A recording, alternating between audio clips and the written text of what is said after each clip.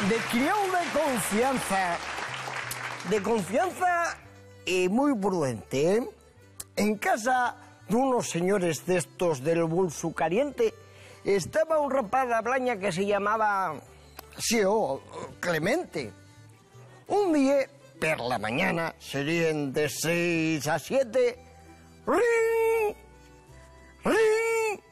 Sientes el timbre tocar y sube el rapaz urgente directo a la habitación donde los señores duermen.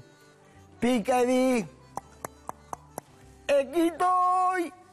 Dice la señorita: ¡entre, Clementín, que estoy yo sola! Y al entrar, dice muy prudente: ¿y el señorito? ¿Dónde está? Ya marchó. Pero eso precisamente quise que vengas.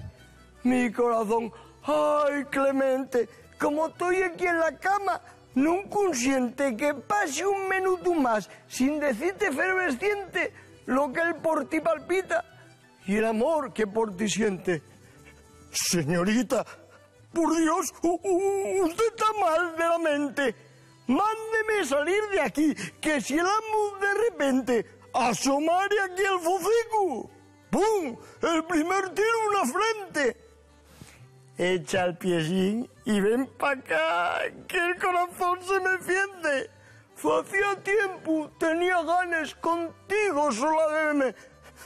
Señorita, usted no ve que me pierde. Estoy viéndola y sudo un frío.